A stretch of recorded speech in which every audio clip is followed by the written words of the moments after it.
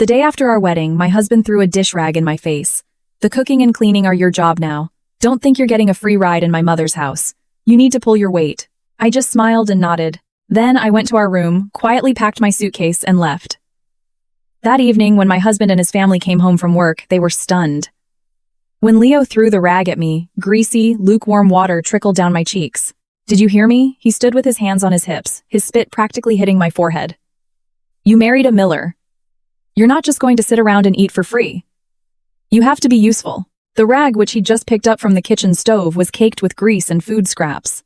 A piece of it was now stuck in my hair, emitting a sickeningly sweet and sour smell. My mother-in-law Karen stood at the kitchen entrance, arms crossed, a smirk of satisfaction on her face. My father-in-law Robert sat on the living room sofa watching television and didn't even turn his head. This was the first day of our new life together. No, to be precise, it was the day after our wedding ceremony. We had just gotten married at a hotel yesterday. As a wedding gift, his parents had given mine a check for $40,000. My parents didn't keep a cent. They gave it right back to me, adding another $20,000 of their own, bringing the total to a neat $60,000. It was all on a debit card tucked into a hidden compartment of my suitcase right now. Seeing no reaction from me, Leo's voice jumped an octave. Are you deaf, Mia? I'm talking to you. Slowly, I raised my hand and removed the rag from my face. My movements were calm and steady, as if I were taking off a piece of fine jewelry. Then I smiled. A standard issue 8-teeth customer service smile. Okay. I got it. My voice was so calm it surprised even me. Do the laundry, cook the meals, pull my weight. Don't get a free ride. Leo was clearly thrown by my response. The next round of scolding he had prepared got stuck in his throat and his expression was almost comical. Karen frowned, seeming to feel that my obedience had come too easily. It lacked the sense of accomplishment she had been hoping for in breaking in the new daughter-in-law. Good that you know, Leo finally managed to say, his tone still hard but his confidence wavering. Well, what are you waiting for? Go clean the kitchen. The sink is full of dishes. It's disgusting. Okay, I nodded, holding the dirty rag and turned towards the kitchen. As I walked past my mother-in-law, I heard her whisper to Leo, you have to set the rules on day one. If you don't put her in her place now, she'll be walking all over you later. Leo snorted. Don't worry, Mom. She wouldn't dare. Wouldn't I? I walked into the kitchen and looked at the mountain of dishes in the sink. Leftovers from last night's rehearsal dinner, this morning's breakfast, and who knows what else. They were piled up in a greasy, sticky mess. The sunlight streamed through the window, illuminating the bits of old food stuck to the plates. I dropped the rag, turned on the faucet, and washed my hands. I used soap 3 times until the greasy smell was completely gone. Then I untied my apron. It was a new one I had brought with me this morning, a pale pink with a daisy pattern. I folded it neatly and placed it on a clean corner of the counter. When I walked out of the kitchen, Leo was already on the sofa playing a game on his phone, his feet propped up on the coffee table, shoes and all. Karen was on the balcony hanging laundry. Robert was still watching TV. Is the kitchen clean? Leo asked without looking up. Not yet, I said. He shot up his head, eyes wide. Then what are you doing, standing here, slacking off already? I smiled again. No, I'm just going to my room to get something. Hurry up, he waved his hand impatiently. If it's not done in half an hour, you can forget about lunch. Okay. I walked towards the room they called our master bedroom. It was actually just the spare room in his parents' old house, repainted with a new bed and a just married banner taped to the wall. Yesterday at the wedding, the officiant had asked Leo groom, "You've married such a beautiful bride. Is there anything you'd like to say?" Leo had boomed into the microphone. "I'm going to give her a good life. I'll be good to her forever." The crowd had erupted in applause. My parents sitting in the front row wiped tears from their eyes, thinking their daughter had found a good man. I opened the closet door. My clothes took up a small section on the left. The right side was all Leo's. My suitcase was still in the corner, not fully unpacked. I knelt, unzipped it, and saw my neatly folded clothes. At the very bottom was the locked compartment. I felt it. The hard, rectangular shape of the card was still there. $60. 000. The Millers had given the $40,000 gift, earning them plenty of praise from relatives. My mom said they didn't want the money, that it was all for me as my own private fund. Just in case, she'd said, it's always good for a woman to have her own money. I'd hugged my mom and cried, telling her she should keep it. My dad had pressed the card into my hand. Take it, Mia. Leo seems like a decent guy, but his mother, she looks tough. It'll give you a backbone. Looking back, my dad, a man who'd spent his life looking at machinery, was a damn good judge of character. I took out a few seasonal outfits and put them in my backpack along with some essentials, my driver's license, passport, and the marriage certificate. The marriage certificate. I took the document out of the drawer and looked at it. In the photo, I was wearing a white shirt, my hair neat, my smile standard. Leo was smiling too, but his eyes were already somewhere else. On the day we took the photo, he was in a hurry to go for drinks with friends and had rushed the photographer 3 times. From downstairs, I heard Karen's voice. Mia, are you dead up there? Get down here and work. I tossed the certificate back into the drawer. It was useless now. Getting a new one would be a hassle. I'd leave it for now. I did a final check of the room. I didn't have much. A suitcase and a backpack could hold it all. Oh, and the wedding gift envelopes on the nightstand. Relatives had given them yesterday. They were all in a decorative gift box. I opened it and counted. $2 360 inches cash. I took the money and put it in my wallet, placing the empty box back where it was. The moment I zipped up my backpack, I felt an incredible sense of relief. It was the feeling of walking out of the testing center after your last final exam. The feeling of finally hitting send on a project after a month of overtime. It was an end and a beginning. I walked out of the room carrying my backpack and pulling my suitcase. As I came downstairs, Leo was still engrossed in his phone game, the volume blasting. Karen was wiping down the dining table. When she saw me, she was about to start scolding me, but then she saw the suitcase in my hand and froze. What are you doing? Leo looked up too, his brow furrowed. I put on that standard smile again. I thought about it and I think you're right. Right about what I shouldn't get a free ride in your house, I said, enunciating each word clearly. So I've decided not to eat your food anymore. Leo shot up from the sofa. What does that mean? It means I said, pulling my suitcase towards the door. I'm not living here anymore. Mia, are you crazy? Karen shrieked. You walk out that door today and see what happens. I turned to look at her, my smile unwavering. Ma'am, I've already walked out this door. Yesterday I walked in. Today I'm walking out. What did you call me, ma'am? Karen's face contorted with rage. I'm your mother-in-law, not for long, I said. Leo lunged to grab my arm. I sidestepped and he stumbled. Mia, I'm warning you. Come back right now, get on your knees and apologize and I might forgive you. His face was red, his neck bulging. Otherwise, you walk out that door today and you can forget about ever coming back. Good, I nodded. That's what I was thinking too. I pulled open the door. The sunlight flooded in a bit blinding. Oh, by the way, I said, standing in the doorway, turning back one last time. I didn't do the dishes in the kitchen. You guys can handle it. The rag is on the counter. It's pretty dirty. I'd suggest soaking it in bleach. I looked at Leo's ashen face and said softly, throwing something that filthy at a person's face. It's so unhygienic.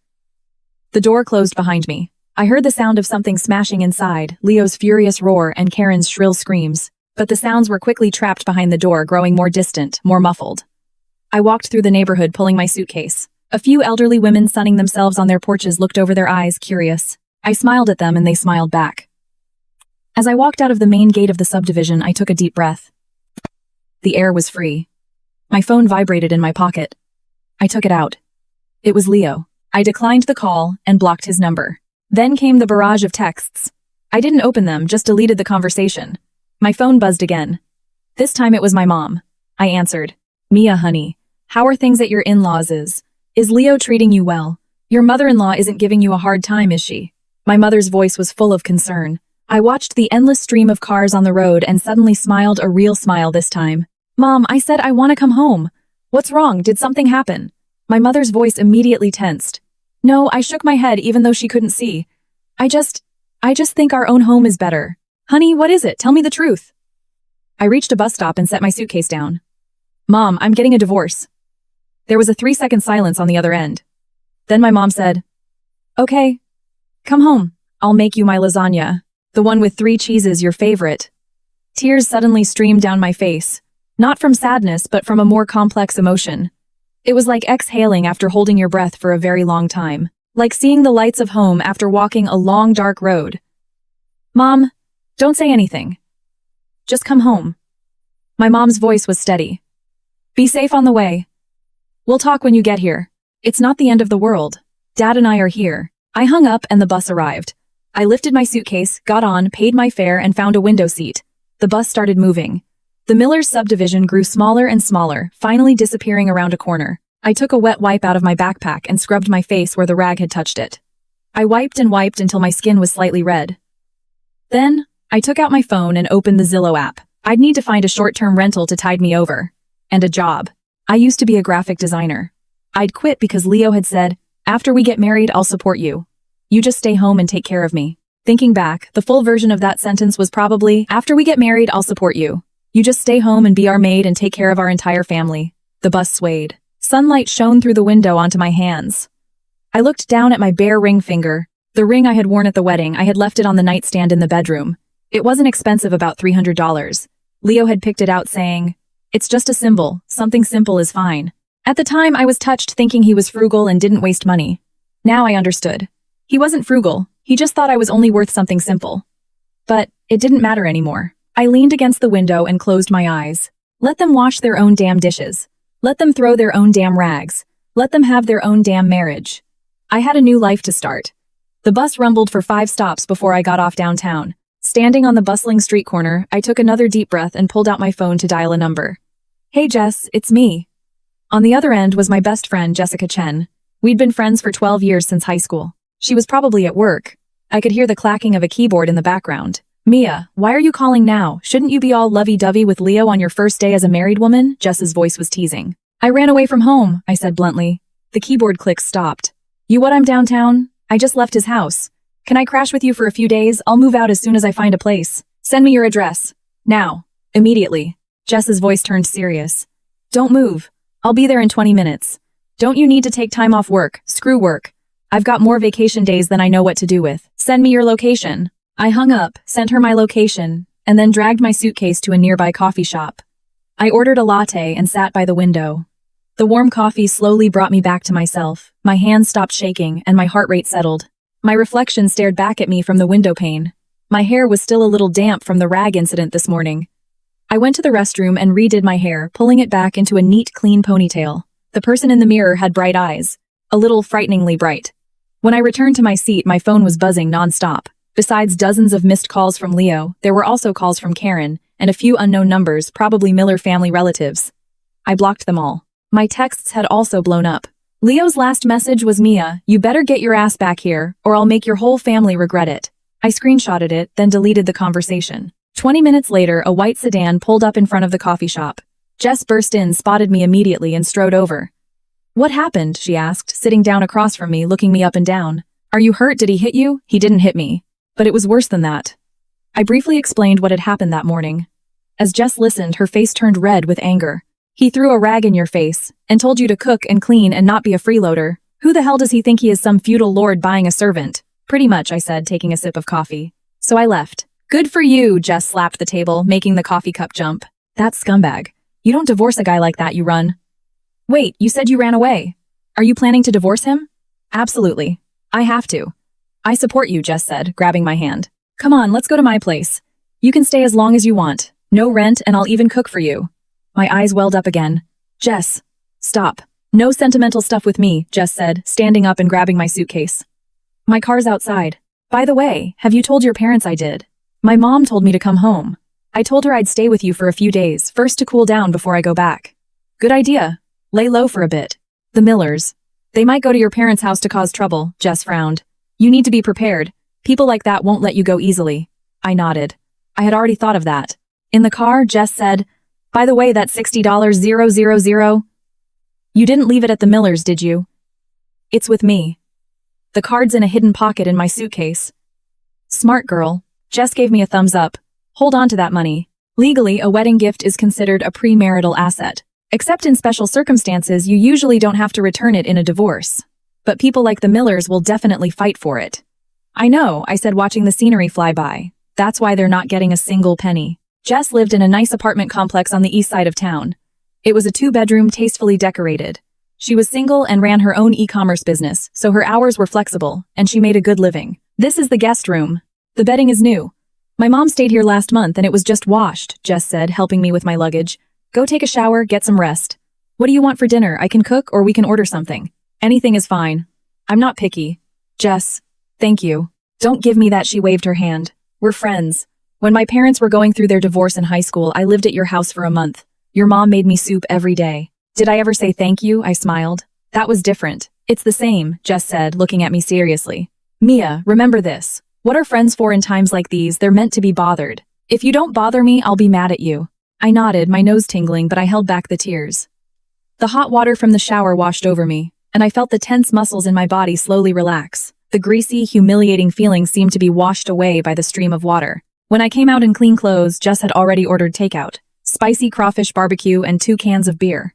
"To celebrate your escape from hell and your new life," Jess said, popping open a can. I took the beer and clinked it against hers. "To new life." We ate and talked. Jess asked for all the details and I told her everything. From the engagement to the wedding, all the little things about the Miller family that had made me uncomfortable but that I had ignored at the time. Looking back, they were all red flags. During the engagement, his mom said that the most important thing for a woman is to take care of the family, that I shouldn't be too ambitious with my career, I said, peeling a crawfish. At the time, I thought she was just concerned about me. Now I realize she was just trying to brainwash me in advance. What else? When we were planning the wedding, Leo said we didn't need to rent an expensive dress, since I'd only wear it once. I thought he was being frugal. Now I realize he just didn't think I was worth an expensive dress. Son of a bitch, Jess said, biting into a skewer of meat. Why didn't you tell me any of this back then? I don't know. I shook my head. I guess I was blinded by love. And he was really good to me when he was chasing me. He'd pick me up from work every day, give me gifts on holidays, bring me medicine when I was sick.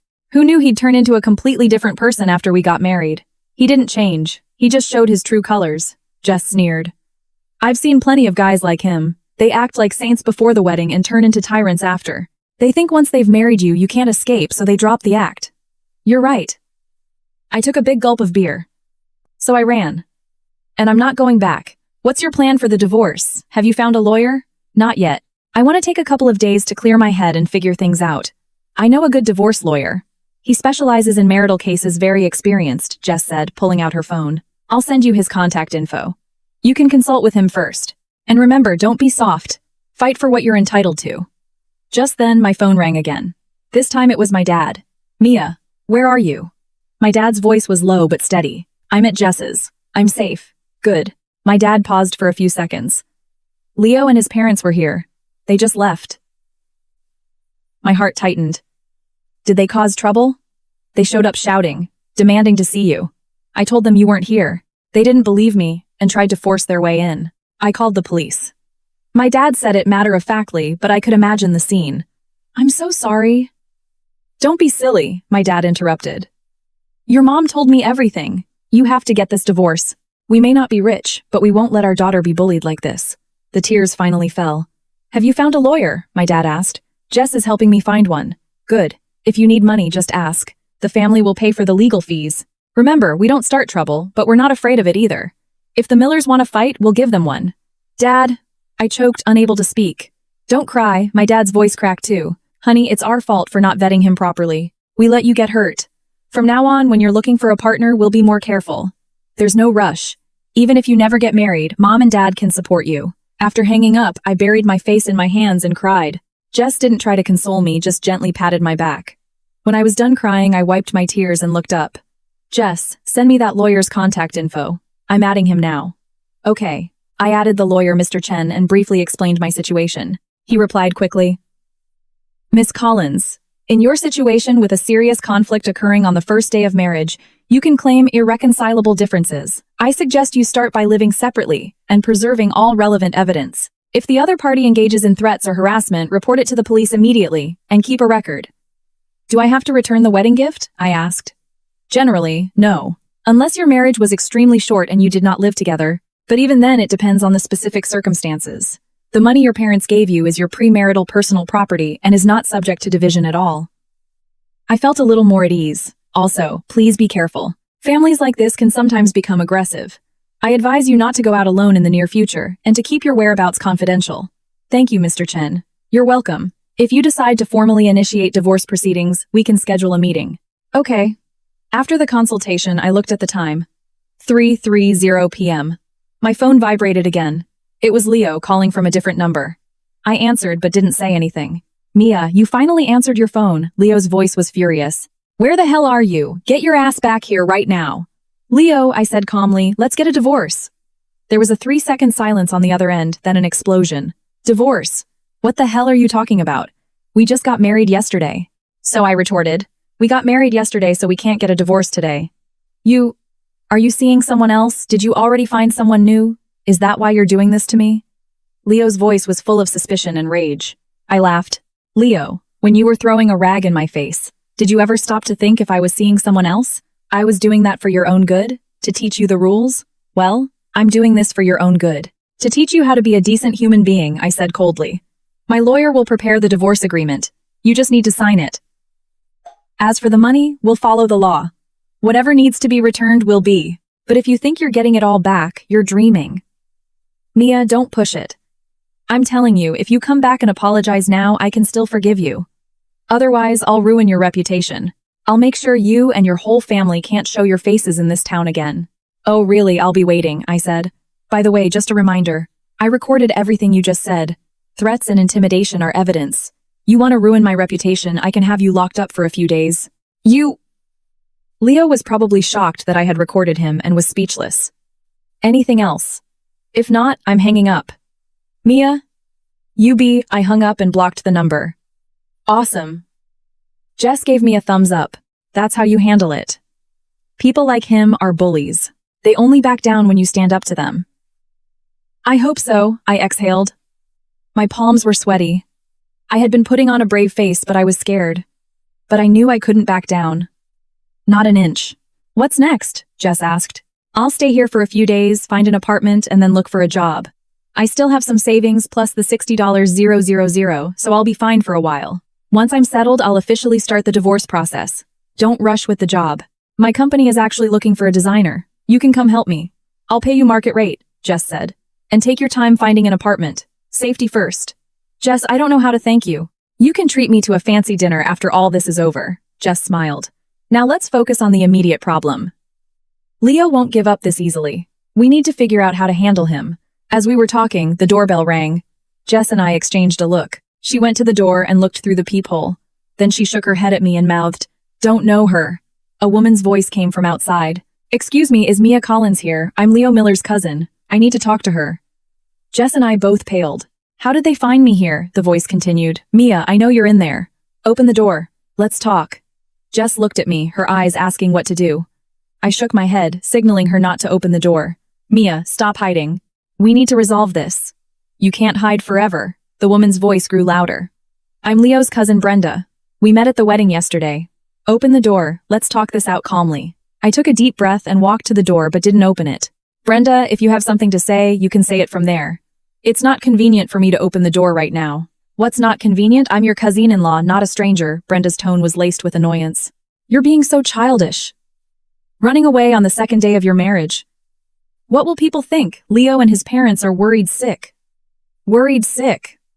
I sneered. "Worried that there's no one to wait on them hand and foot, you mean?" There was a moment of silence outside. "Mia, what kind of way is that to talk?" Brenda's voice turned cold. "You just married into the Miller family yesterday and this is your attitude today. Is this how your parents raised you?" "My parents taught me to treat others as they treat me," I said through the door. "Brenda, if you're here to be a peacemaker, you can go home.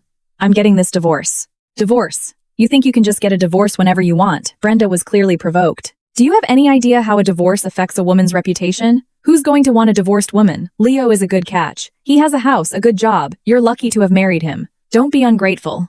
Jess couldn't take it anymore and was about to say something, but I stopped her. I spoke to the door. "This luck. Why don't you take it for yourself?" Brenda was speechless. "Fine, Mia. You've got guts. But I'm telling you, this divorce isn't going to be as easy as you think. The $40,000 wedding gift and all the money we spent on the wedding, your family has to pay it all back. Every single cent. Otherwise, we'll see you in court." "Great. See you in court," I said. "I'd love for a judge to decide whether a husband who throws a rag in his wife's face and treats her like a free maid on the first day of marriage should be granted a divorce." "You're talking nonsense. Leo is just teaching you the rules." "Then the court will teach him the rules," I said, my voice hardening. "Brenda, please leave. If you don't, I'm calling the police. For harassment." "Go ahead, let's see who the police will believe." Brenda started making a scene in the hallway. "Everyone come and see. This new bride ran away on the second day of her marriage. She's trying to get a divorce after scamming our family out of $40,000. There's no justice in this world." Her shouting immediately drew attention. I could hear doors opening, footsteps and whispers in the hallway. Jess's face changed. This woman is insane. I, however, calmed down. I took out my phone and dialed 911. "Hello 911, I'd like to report a disturbance. There's someone at my friend's apartment refusing to leave and shouting insults in the hallway, causing a major disturbance." I calmly gave them the address. The dispatcher confirmed and said they would send an officer right away. Outside, Brenda was still yelling. "Mia, come out. You had the guts to scam us, but not the guts to face us. Is this the kind of daughter your family raised? A con artist and a gold digger?" I went to the balcony, opened the window and looked down. As expected, a few neighbors were looking up. Brenda, I raised my voice to make sure the people downstairs could hear. You keep saying I scammed you. Let's clear this up right here in front of everyone. We got married yesterday. Today, Leo threw a rag in my face and told me that from now on the cooking and cleaning were my job and that I shouldn't expect a free ride. Is that a fact or not? A murmur went through the crowd below. Brenda, not expecting me to open the window, was stunned for a few seconds. Then she yelled, "You're lying. Leo would never do something like that. Then let him come here and we can have a face-to-face confrontation," I said. And another thing. You say I scammed you. What exactly did I scam? The $40,000 gift. My parents didn't keep a penny. They gave it all to me, and even added $20,000 of their own, for a total of $60,000. That money is with me right now. I haven't touched it. If the Miller family wants it back, fine. We can go to court. The judge will decide how much, if any, should be returned. But if you think you're getting it all back, you're dreaming. So what if you brought it with you? That money was originally the Millers'. Brenda, you're not making any sense. A gift is a gift. The law is clear.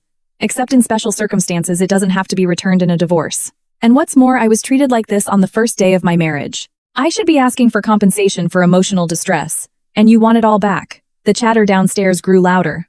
That family is too much. On the first day of marriage, what would happen later? Good for that girl for leaving.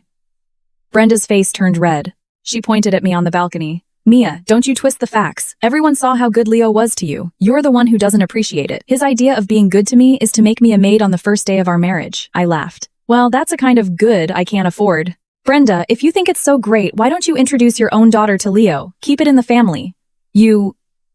Brenda was shaking with rage.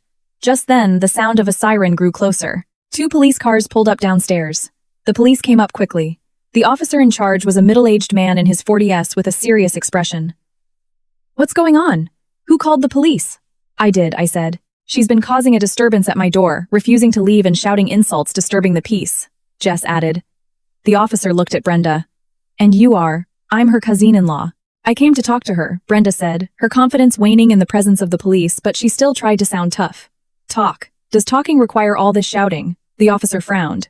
This is a residential area. Do you know how much you're disturbing the neighbors? Officer, she scammed us. Officer, I interrupted. Here's what happened. I got married yesterday. This morning my husband threw a greasy dish rag in my face and told me that from now on the cooking and cleaning were my job and that I shouldn't expect a free ride.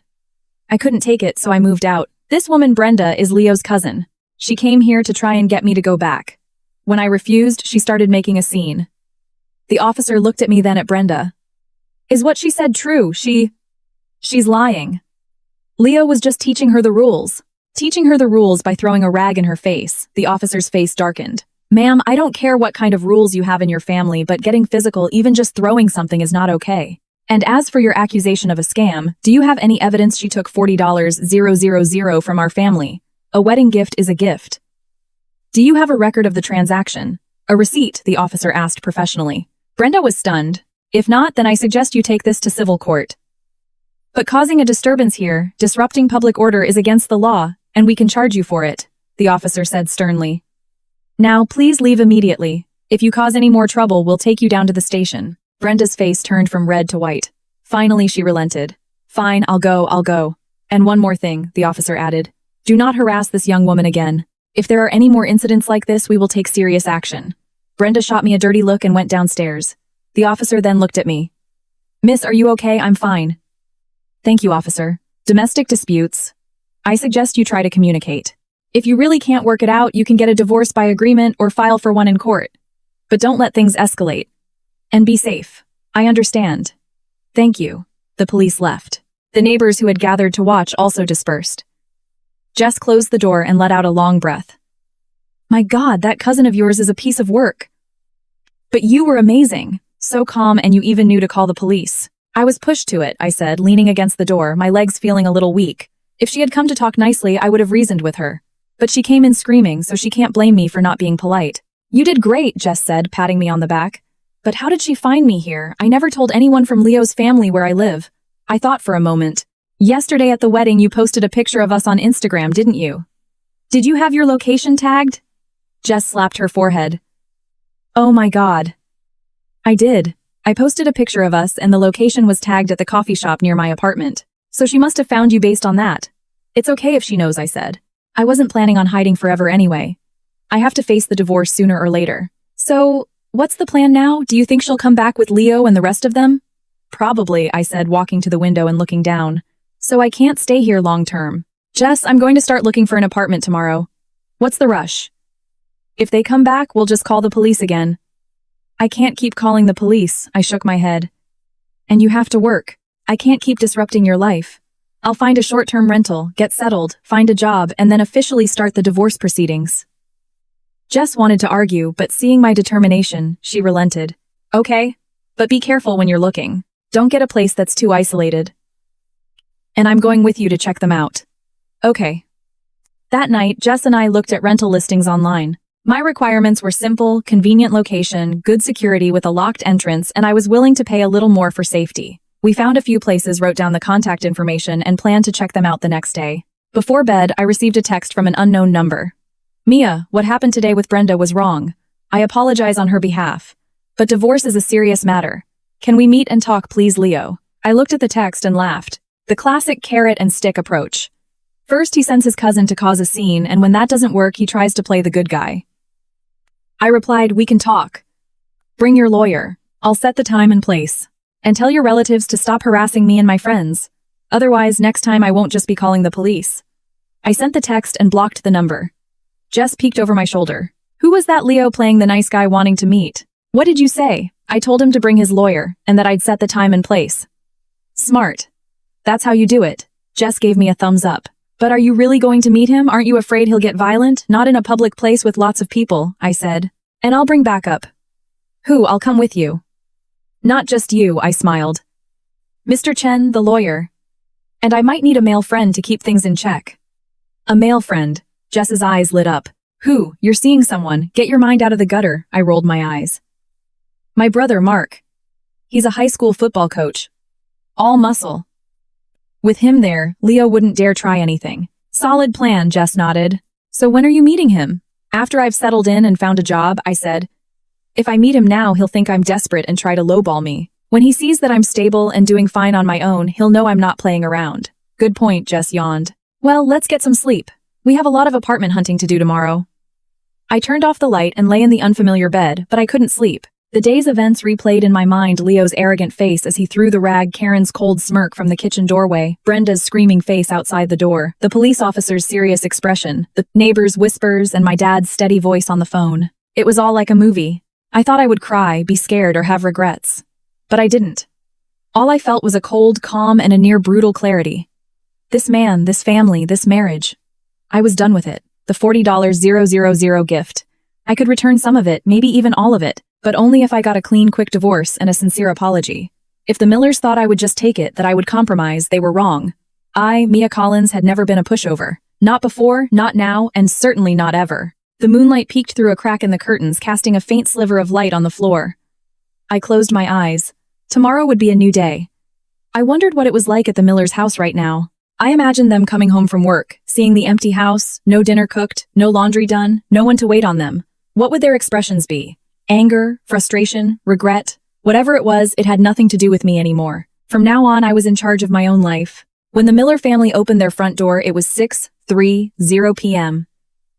Karen walked in first, carrying takeout she'd bought on her way home. She was in a good mood. She had successfully put her new daughter-in-law in her place this morning. That Mia girl seemed easy to handle. From now on, she, the mother-in-law, would be the one calling the shots in this house. Mia, is dinner ready? She called out, habitually placing the food on the dining table. No one answered. Leo followed her in, tossing his briefcase onto the sofa and collapsing into it. God, I'm exhausted. Had to work late. Mia, get me a glass of water. Still, no answer. Robert changed into his slippers and slowly walked to the kitchen doorway, peering inside. He frowned. Where is she? Why are the dishes still not done? That's when Karen realized something was wrong. The house was too quiet. Too quiet for there to be another person in it. She hurried into the kitchen. The sink was still piled high with dishes, exactly as it had been when she left that morning. The dirty rag she had deliberately left on the stove was still there. Mia, she called, her voice rising as she headed upstairs. The bedroom door was slightly ajar. She pushed it open and froze. The bed was neatly made, but Mia's suitcase was gone. The closet was open, and the small section on the left where Mia's clothes had been was completely empty. The gift box that had held the wedding cash was still on the nightstand, but it was empty. On the vanity, all of Mia's skincare products and makeup were gone. The room was so clean it looked as if no one had ever lived there. No. Except for the bright red marriage certificate lying forlornly on the nightstand, a silent mockery. Leo, Robert, get up here quick. Karen's voice was strained. Leo came upstairs, annoyed. What is it now? Why are you... He walked into the room and the words died in his throat. Where is she? Leo's eyes widened as he scanned the room, as if he couldn't believe that the woman who had been wearing a wedding dress and smiling shyly just yesterday had simply vanished. Robert came up too, his face grim. She's gone, she's really gone. Karen sank onto the bed, slapping her thigh. This is outrageous, running away on the second day of marriage. What will people say? The Miller family will be a laughingstock. Leo finally snapped out of it and grabbed his phone to call Mia. It went straight to voicemail. He tried again. Still voicemail. She blocked me. Leo was so angry he nearly threw his phone. He opened his messaging app. Mia, where the hell are you? Get your ass back here right now. A red exclamation mark appeared next to the message. He'd been blocked there too. That bitch, she really did it. Leo paced around the room, fuming. Mom, do you think she really went back to her parents? Of course she did. Karen gritted her teeth. I told you she looked quiet, but she's full of tricks. She scammed us out of $40,000 and then ran. This is fraud, Robert, who was usually the calmest, said. Don't jump to conclusions. Call her parents and ask. Karen immediately found the Collinses' number and dialed. It rang a few times before someone picked up. Hello, oh hi Karen. It was Mia's mother. Karen forced a smile, her voice tight with suppressed anger. Is Mia there? The silly girl had a little tiff with us and ran off. We've been worried sick. On the other end, Mia's mother's voice was calm. Mia's not here. She called and said she's staying with a friend for a few days to cool off. A friend? Which friend? Karen pressed. You know, I have to say, Mia is being a little immature. It's normal for couples to fight. You can't just run off at the slightest disagreement. If people hear about this, it's not good for Mia's reputation.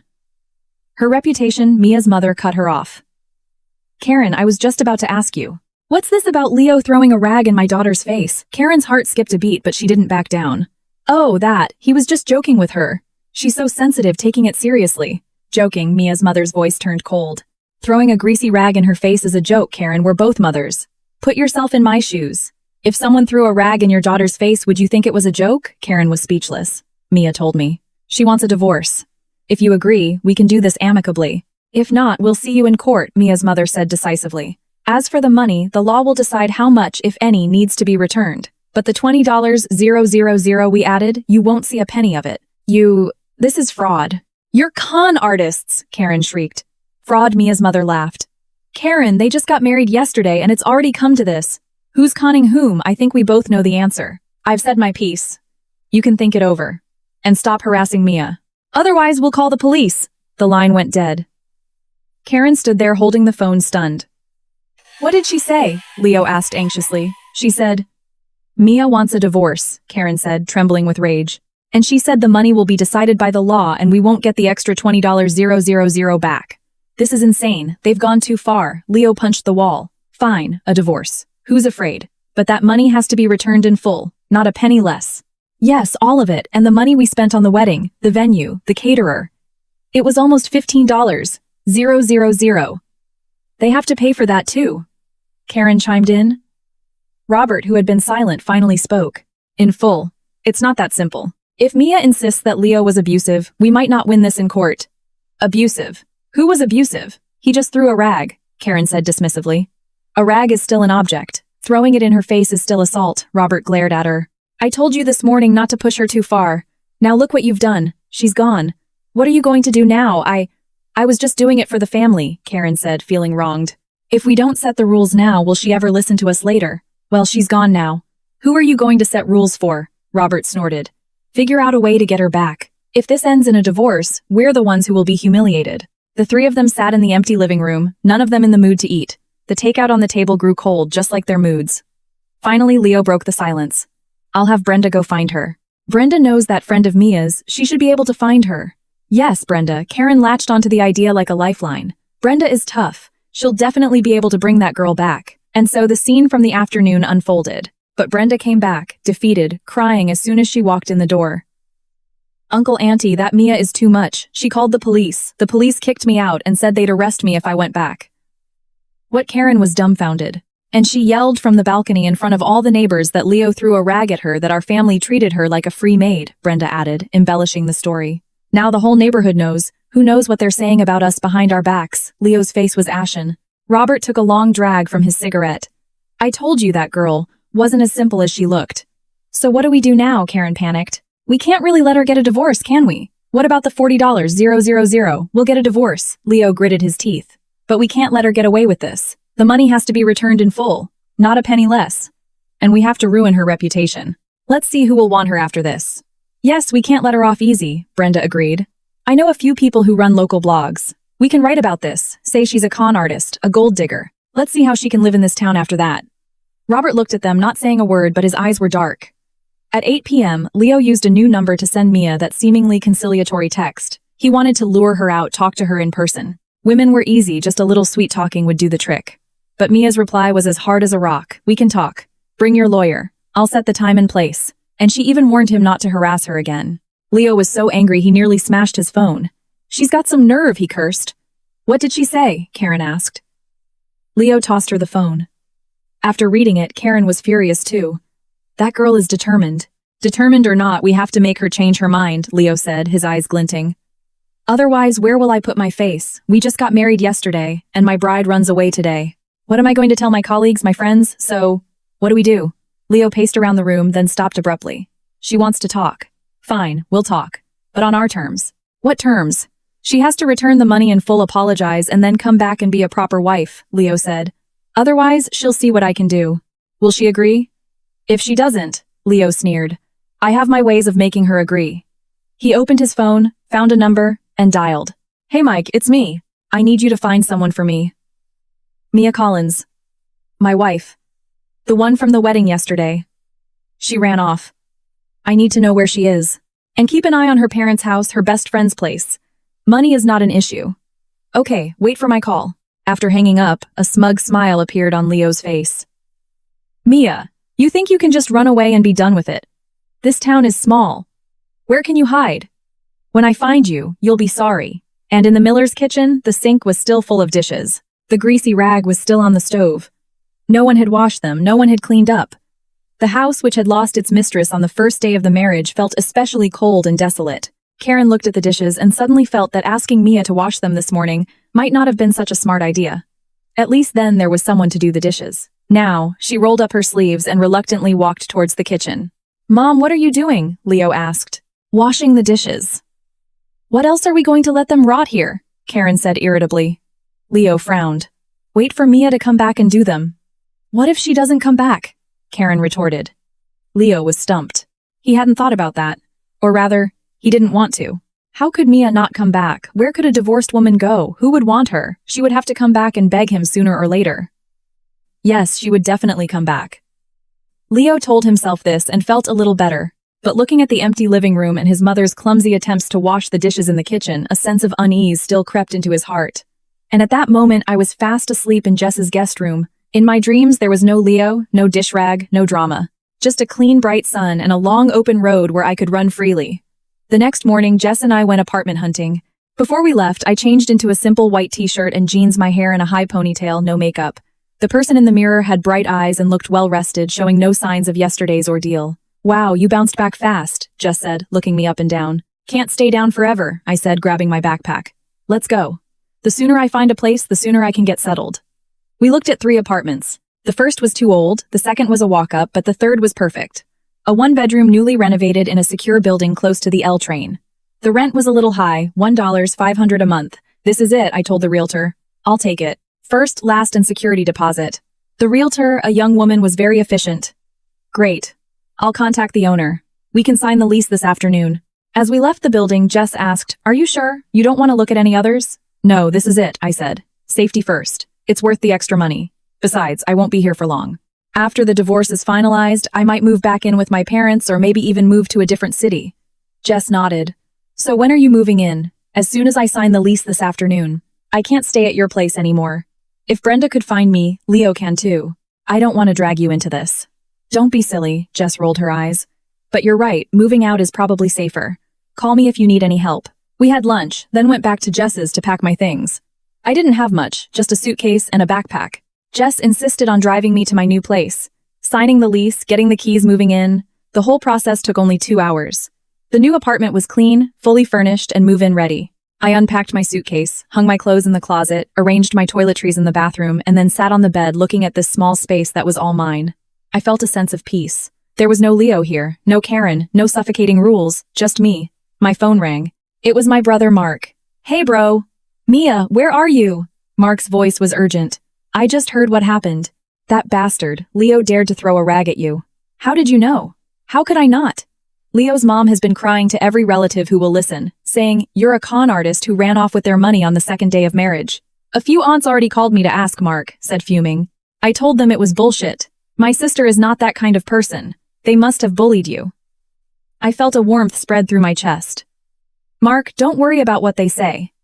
I'm getting this divorce." "You better. Anyone who marries into that family is asking for trouble." Mark paused. "Where are you now? Are you safe? Has Leo bothered you?" "I've rented an apartment. I'm safe. Leo sent his cousin to find me, but I called the police." "Good girl," Mark said. "But you still need to be careful. I've met Leo a few times. He doesn't seem like a good guy. If he tries anything, you call me. I'll bring some of the guys from the gym, and we'll teach him a lesson." I laughed. "No need for that. This is a society of laws, not fists. But actually, Mark, there is something you can help me with. Anything. In a few days, I might be meeting with Leo to discuss the divorce. I need you to come with me, for moral support and to be a deterrent." "No problem. Just tell me when and where." "I'll be there," Mark agreed immediately. "But Mia, are you sure you want to talk to him? Can't you just file for divorce?" "I'll try talking first. If that doesn't work, I'll file," I said. "I want to resolve this as quickly as possible. I don't want to drag it out." "Okay, your call. If you need money or people, just say the word. We're not a rich family, but we won't let anyone bully you." "Thanks, Mark." After hanging up, I lay on the bed, staring at the ceiling. Next step, find a job. I updated my resume on LinkedIn, organized my portfolio, and started applying. It wasn't hard to find a graphic design job, but finding a good one was another story. I wasn't asking for much, just enough to support myself. The most important thing was to start working as soon as possible. After sending out a dozen applications, I put down my phone and started to organize the apartment. At 4 p.m., my phone rang. It was an unknown number. I hesitated, then answered. "Hello, is this Mia Collins?" A polite male voice. "This is she." "Who's calling?" "I'm from Zeitgeist Design Studio. I saw your application and would like to schedule an interview for tomorrow at 10 a.m. Are you available?" "Yes, I am." I sat up straight. "Great. I'll text you the address shortly. Please bring your portfolio and a copy of your resume." "No problem. Thank you." After hanging up, I could hardly believe it. An interview already. The text with the address arrived a moment later. It was in an office building downtown. I looked up the studio. It was small but had a good reputation, specializing in branding and creative products. My luck was turning. I opened my laptop and started preparing for the interview. I was busy until 7 p.m. when Jess called. "How's the new place? Are you settled in?" "It's great." "Very quiet," I said. "Oh, and I have an interview tomorrow." "Really? Which company?" "Zeitgeist Design Studio. They do branding." "I know them. They're good," Jess said excitedly. "Prepare well. You'll definitely get it. Thanks to your good wishes. Have you eaten?" "Not yet. I'm not hungry. You have to eat." "Wait, I'll order you something. Send me your address." "No, Jess, you don't have to. Just send me the address." I had to send it. Half an hour later, the food arrived. It was the expensive sushi I had been craving but had never splurged on. I took a picture and sent it to Jess. "This is too much, celebrating your new life. It has to be extravagant," Jess replied instantly. "Eat up and get some sleep. Good luck with the interview tomorrow." After dinner, I continued to prepare for the interview. At 10 p.m., my phone rang again. It was Leo, from yet another new number. I answered silent. "Mia, we need to talk." Leo's voice sounded tired, laced with suppressed anger. "About what?" "The divorce." Leo paused. "You said you'd set the time and place." "Fine, but I have one condition. You have to return the $40, 0 inches full, and your family has to pay for half of the wedding expenses." I laughed. "Leo, are you dreaming, Mia? Don't push your luck." Leo's voice suddenly rose. "I'm trying to talk to you nicely out of respect. If you don't appreciate it, I have ways of making sure you can't live in this town." "Oh, what ways?" I asked. "Are you going to send your cousin to make a scene again? Or cause trouble for me at work? Or go to my parents' house and harass them?" Leo was speechless. "Leo, since I dared to leave, I'm not afraid of your tricks," I said calmly. Your cousin came and I called the police. You caused trouble at my work, I'll quit. You go to my parents' house, my dad will call the police. As for making it impossible for me to live in this town, you think you own this town. Don't be so arrogant. Leo gritted his teeth. I'm asking you one last time. Are you coming back or not? No. Fine. Mia, you've got guts, Leo sneered. Then we'll see you in court. I'd like to see if a judge will let a gold-digging con artist walk away with everything. Great. See you in court, I said. I'd love for a judge to see if a husband who throws a rag in his wife's face on the first day of marriage should be granted a divorce, and if he should pay for emotional distress. Don't you dare make things up, that was just a marital dispute. Whether I'm making things up or not, the judge will decide. I glanced at the time. If there's nothing else, I'm hanging up. Oh, and stop calling me from new numbers. Otherwise, I'll just block this one too. If you want to talk, have your lawyer contact my lawyer. Lawyer. You hired a lawyer. Of course, Mr. Chen. He specializes in divorce cases, very experienced. I gave him Mr. Chen's name. Your lawyer can contact him. As for a meeting, you'll have to wait for my notification. I hung up and blocked the number. The world was quiet again. I went back to preparing for my interview, my mood unaffected. Leo's threats didn't bother me at all. The more he lost his temper, the more it showed he was panicking. And that was good. Panic leads to mistakes. All I needed to do was stay steady, one step at a time. The next morning, I put on a professional outfit, light makeup, and went to the interview with my portfolio. Zeitgeist Design Studio was on the 12th floor of an office building. It wasn't big, but it was stylishly decorated. The woman who interviewed me was in her early 30s. Her name was Linda, and she was the founder of the studio. She looked at my portfolio and asked some professional questions. Linda nodded. You're very talented. I've seen some of your previous work. Very creative. Thank you, Linda. However, she changed the subject. I looked at your resume. You have a 6-month gap. Was that because you got married? Yes, I admitted honestly. But I'm already divorced. Linda raised an eyebrow. So fast, married yesterday, divorced today, I said with a self-deprecating smile. A new record. Linda was taken aback for a moment, then she laughed. Sounds like quite a story. But I won't pry. I just have one question, will it affect your work? No, I sat up straight. Linda, right now I need this job more than ever. And I know what I want more than ever. If you give me this opportunity, I will give it 120%. Linda looked at me for a few seconds, then nodded. Okay. Can you start on Monday? Yes. There's a 3-month probationary period. After that, your salary will be adjusted. Any questions? No. All right then. Welcome to Zeitgeist, Linda said, extending her hand. I shook it. Thank you, Linda. I'll work hard. Walking out of the office building, the sun was shining. I looked up at the sky and took a deep breath. I had a job. I had an apartment. I had a lawyer. Now it was time for the final showdown with Leo. I took out my phone and texted Mr. Chen. Mr. Chen, I'm ready on my end. We can schedule a meeting with Leo's side. You can set the time and place. Preferably a public place for safety. Mr. Chen replied quickly, okay, I'll arrange it. Also, I suggest you gather some evidence like the recordings and texts of his threats and the police report from his cousin's disturbance. They might be useful in the divorce proceedings. Understood. I'm already organizing it. Good. Stay in touch. I put away my phone and walked into the subway station. The train was crowded, but I felt more at ease than in the spacious living room of the Miller's house. At least here no one would throw a rag in my face. At least here I was free. My phone vibrated. It was a text from Jess. How was the interview? I replied. Got the job. Starting Monday. Awesome. We're celebrating tonight. My treat. Okay. I thought for a moment and sent a text to my mom. Mom, I got a job. I start on Monday. I've also rented an apartment. It's very safe. Don't worry. My mom replied quickly. Good. Take care of yourself. Do you have enough money? I can send you some. I have enough. I still have savings. You and Dad take care of yourselves too. If Leo comes to cause trouble, don't open the door. Just call the police.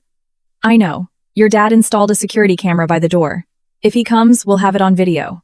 You just focus on work. Don't worry about us. I looked at the screen, my eyes welling up. At least I still had my family. At least I had a place to go back to. The train arrived at my stop. I followed the crowd out of the car. The platform was teeming with people, each with their own destination. And I had found mine. Forward. No looking back. Leo and the Miller family. You just wait. This fight is just beginning. 3 days later, at 2 p.m., in a private room at a downtown coffee shop, I arrived 10 minutes early. Mr. Chen was already there. He was a man in his late 40s, looking very sharp and competent in a tailored suit with a laptop open in front of him. Miss Collins, please have a seat, he nodded at me. They haven't arrived yet. They might be late. To try and intimidate me, I said, pulling out a chair. It's all right, we can wait, Mr. Chen smiled. In a divorce negotiation, patience is an advantage. I nodded. Just as my Americano arrived, the door to the room was pushed open. Leo walked in looking terrible. Behind him was another man in a suit, presumably his lawyer. And behind them were Karen and Robert. The whole family was here. Quite the entourage. Mr. Chen frowned slightly but said nothing. Well, look at you, Mia. Making all of us wait for you, Karen said snidely as soon as she walked in. Ma'am, you're 3 minutes late, I said, glancing at my phone. And I believe I only invited Leo and his lawyer. I'm Leo's mother. Why can't I be here? Karen plopped down in a chair, glaring at me. You can be here, but please remain quiet, Mr. Chen spoke, his voice calm but with an undeniable authority. This is a formal negotiation. We will only discuss facts and the law, not emotions. If any non-essential parties disrupt the proceedings, I reserve the right to have them removed. Karen was taken aback by Mr. Chen's presence and didn't dare to say more. Robert tugged at her sleeve, signaling her to be quiet. Leo sat down, his eyes dark as he looked at me.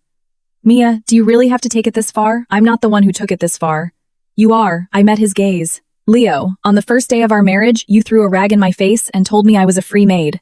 Who's the one who took it too far? That was just a marital dispute. What couple doesn't fight? Leo argued. Fighting and humiliation are two different things, Mr. Chen interjected. Mr. Miller, throwing a soiled object at your wife's face can be legally considered an act of humiliation. In severe cases, it could constitute domestic abuse. If Miss Collins insists, we can request a medical examination and file for divorce on those grounds, and also seek damages for emotional distress. Leo's lawyer spoke up. Mr. Chen, let's not be so hasty. It's normal for a newlywed couple to have disagreements. The term domestic abuse is a bit extreme. Whether it's extreme or not is for a judge to decide. Mr. Chen pushed his glasses up. Furthermore, I'd like to remind the opposing counsel that under the state's family code, if a divorce is granted due to domestic violence, the non-offending party is entitled to damages, including both material and emotional compensation. The atmosphere in the room tensed. Leo's lawyer looked uncomfortable, clearly not expecting Mr. Chen to be so aggressive. Fine. So what if we were wrong? What about her being a gold digger? Leo shouted. The $40,000 gift. She ran away after just one day. What is that if not a scam? Mr. Miller, please watch your language, Mr. Chen's voice turned cold. Gold digger is a serious accusation. Do you have any evidence to prove that Miss Collins married you with the fraudulent intent of illegally obtaining your assets? Leo was speechless. If not, I suggest you refrain from using that term. Otherwise, Miss Collins can sue you for slander, Mr. Chen continued. As for the wedding gift, according to relevant legal precedents, a party may request the return of a gift given in contemplation of marriage only under specific circumstances, such as if the marriage does not take place. You and Miss Collins are legally married, and while you only live together for one day, it still counts as cohabitation. As for the claim that the gift caused you financial hardship, you would need to provide evidence that giving that $40,000 has made it difficult for you to maintain a basic standard of living. If you can prove that, a court might order a partial return. If not, the request is generally denied. Leo's lawyer tried to speak, but Mr. Chen held up a hand. Furthermore, Miss Collins's parents added $20,000 of their own money. That amount is Miss Collins's premarital personal property, has nothing to do with the gift from your family, and is not subject to return. After this speech, the Millers' faces were ashen. Karen couldn't hold back anymore. So according to you, we just lose $40,000 for nothing. How is that fair, ma'am? You're not looking at the whole picture. I finally spoke, my voice calm. Yesterday's wedding, the venue for 200 guests, was about $20,000. The wedding planner was $5,000. The engagement photos were $2,000. The wedding rings were $6,000. And other miscellaneous expenses. All in all, it was close to $40,000. My family paid for all of it. So in reality, your family's net contribution was negligible. And for that, you got the satisfaction of telling all your friends and relatives that you gave a generous $40,000 gift. You gotta look good. Was that worth it? Karen was stunned. She had clearly never done the math. Leo was also speechless. As for me, I continued, I married into your family, bringing with me $60 cash, my salary, my career prospects. If I hadn't left, all of that would have eventually become yours. I would have had to wait on your family hand and foot, cook, clean, and still work and earn money. Leo, you do the math. Who got the better deal? Leo's face turned from red to white. Mia, stop twisting things. He slammed his hand on the table. I don't care. You have to return the money. If you don't, this isn't over, Mr. Miller. Please control your emotions. Mr. Chen frowned. If you continue like this negotiation cannot proceed. Leo's lawyer also pulled at his sleeve, whispering something. Leo breathed heavily, glaring at me, but didn't slam the table again. Fine, let's talk terms, Leo gritted his teeth. Return half the money. $20, 000.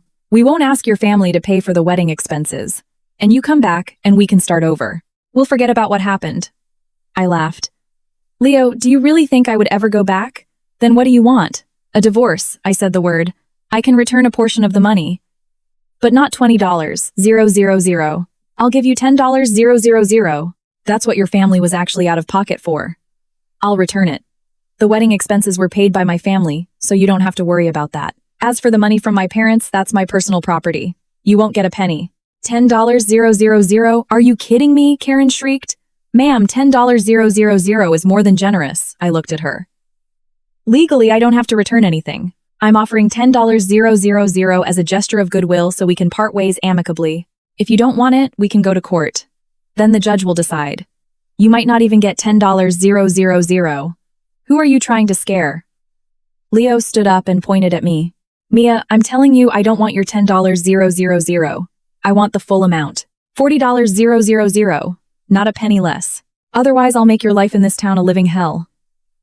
Leo. Mr. Chen also stood up, his voice sharp. That is a threat. I can have you charged with intimidation. Go ahead, I dare you. Leo had lost all reason. Mia, you think hiring a lawyer makes you so special? I'm telling you, I've been around in this town for years. I have connections. If you don't return the money in full, I'll make sure you and your parents regret it. Oh really? I looked at him coldly. Then go ahead and try. The door to the room suddenly opened. My brother Mark walked in. He was 6'3", built like a linebacker. He stood there like a wall. Who's gonna make my sister regret it? Mark's voice was low but menacing. Leo's bravado vanished. Who are you? I'm her brother, Mark said, walking to my side and looking down at Leo. Leo, my sister marrying you was a favor to you. You didn't appreciate it and now you dare to threaten her. Leo took a step back. Robert quickly grabbed his arm. Let's just talk. No need to get physical, Robert said, trying to keep his composure. I'm not trying to get physical. You're the one who threatened my sister, Mark said, crossing his arms. Leo, I'm telling you right now, if a single hair on my sister's head is harmed, I'll make sure you leave this town on a stretcher. Try me. Leo's lawyer quickly intervened. Calm down, everyone, calm down. We're here to negotiate, not to fight. Mr. Chen also tugged at Mark's sleeve. Mark, have a seat. We'll handle this legally. No need for threats. Mark snorted and sat down next to me, but his eyes were still fixed on Leo. Leo was pale and didn't dare to speak. All right, now that we've all calmed down, let's continue, Mr. Chen said, reopening his laptop. Miss Collins's terms are clear. A divorce and the return of $10, 000. Mr. Miller, what is your response? Leo gritted his teeth silent. His lawyer whispered something to him, then looked up. We demand the return of $25, 000. That is our final offer. $10, 000. I'm not budging. $20, 000. $10, 000. Mia, don't push it. Leo couldn't help himself. You're the one who pushed it, Leo. I looked at him. When you threw that rag in my face, did you think about not pushing it? When you told me I was a free maid, did you think about not pushing it? And now you want to negotiate with me? You think you have the right? Leo was speechless. $10, 000. If you agree, we sign the papers. If not, we'll see you in court. I stood up. My patience is limited. I'll give you 3 days to think about it. If I don't have an answer in 3 days, I'm filing. I picked up my bag and nodded at Mr. Chen. Mr. Chen, let's go. Mark also stood up, glaring at Leo one last time before leaving. The three of us walked out of the room, leaving the Millers and their lawyer behind. As the door closed, I heard Karen's wailing. $40, 000, and we only get $10, 000 back. This is a disaster. I didn't look back. Walking out of the coffee shop, the sun was blinding. Mr. Chen said, Miss Collins, you handled that very well. $10, 000 is a reasonable offer. They will most likely agree. If this goes to court, they might not even get that and they'll have to pay legal fees. Thank you, Mr. Chen. I'll have to trouble you to prepare the agreement. Of course. I'll let you know when I have news. Mr. Chen left. Mark patted my shoulder. Wow, Mia. You were impressive back there. You even intimidated me. Mark, thank you for coming today, I said sincerely. What for? You're my sister. If I don't protect you, who will? Mark grinned. But seriously, that Leo guy is a real piece of work. If Mr. Chen hadn't stopped me, I really would have punched him. Assault is a crime. We don't do that, I said. This is a society of laws. I know. I was just saying, Mark scratched his head. So where are you going now? I'll give you a ride. Back to my apartment. Oh, and Mark, can you keep an eye on Mom and Dad for the next few days? I'm worried Leo might do something desperate and go to their house. Don't worry. I've already talked to a few of my friends. We'll take turns keeping an eye on their street. If he shows up, we'll call the police. Thanks, Mark. On the way home, I got a text from Jess. How did the negotiation go? I replied. I made an offer. Divorce and I'll return $10,000. They didn't agree. They want $25,000. I gave them 3 days to think about it. You're being too generous with $10,000. I wouldn't give them a penny. I'm just paying for a clean break. $10,000 for freedom is worth it. True. So, where are you going now, home?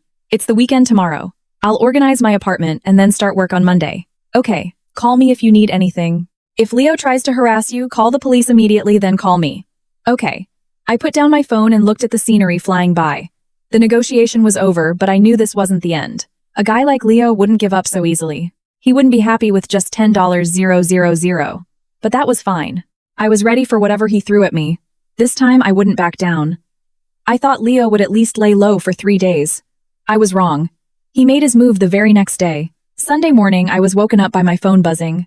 It was Jess. Her voice was urgent. Mia, check the local community Facebook group and Reddit. That bastard Leo is trying to ruin you. My heart sank. I immediately opened Facebook. On the homepage of the town's community group, a pinned post with a sensational headline caught my eye. Gold digger scams family out of $40,000. Wedding gift disappears on second day of marriage. Is there any justice? The poster, Sunny Days, was clearly a burner account. The post was a tear-jerking account of how I had pretended to be a gentle, loving woman, scammed the Miller family out of a $40,000 gift, acted sweet on the wedding day, and then showed my true colors the next day running off with the money. And then I had the audacity to play the victim and accuse my husband of abuse. The writing was clumsy but highly inflammatory. There were already over 1,000 comments, almost all of them attacking me. Women these days are terrifying. This gold-digging thing is a whole industry. $40,000. That's a lifetime of savings for a normal family. This woman is ruthless. She ran away on the second day of marriage. She must have a guy on the side. Dox her. We can't let scammers like her live in our town. I scrolled down and saw my picture. It was from the wedding. I was in my wedding dress, smiling shyly. There was also a picture of me and Leo. He had his arm around my shoulder, looking at me with what seemed like deep affection. Under the photo, Leo had written a long post about how much he loved me, how he had been looking forward to our life together, and how I had betrayed him. He had even tagged a few local online personalities asking for their help in getting justice. My hands were shaking. Not from fear, but from rage. This was low. Despicable. I opened Reddit and searched for related topics.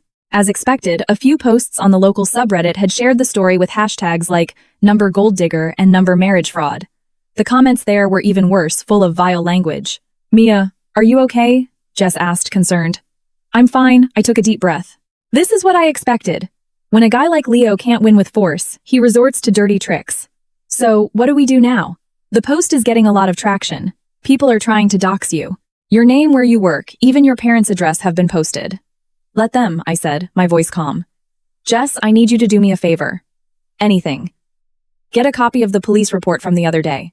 And the dispatch record. Take a picture and send it to me. And contact Mr. Chen.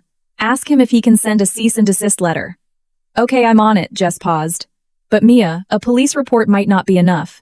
People will just think you're the one who started it. I know, I said, opening my laptop. That's why I'm going to make my own post. You're going to try and explain? No. Explaining is useless. Those people just want drama. They don't care about the truth. I logged into the Facebook group and created a new account. I'm going to fight fire with fire. What does that mean? You'll see. After hanging up, I started writing. Headline. On the first day of my marriage, my husband threw a dish rag in my face and said, "From now on, the cooking and cleaning are your job. Don't think you're getting a free ride." I smiled and nodded. Then I packed my bags and left. The content was simple. I described exactly what had happened that day. How Leo had thrown the rag, how Karen had watched with a smirk, how I had left.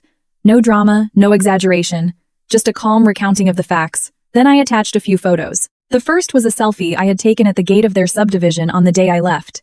In the photo, my hair was wet, and there were still some greasy smudges on my face. The background was the entrance to the Millers' neighborhood. The second was a picture of the rag. I had taken a picture of it before I left. It was greasy and covered in food scraps.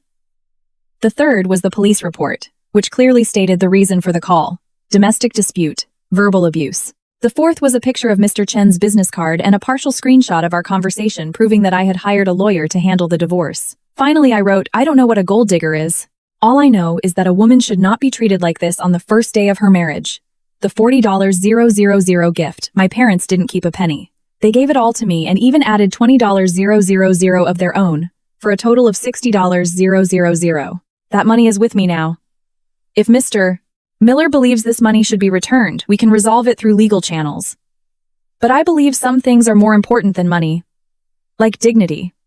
Like equality. Like basic human respect. I didn't leave because of the money. I left because I didn't want to spend the rest of my life in a family that didn't see me as a human being.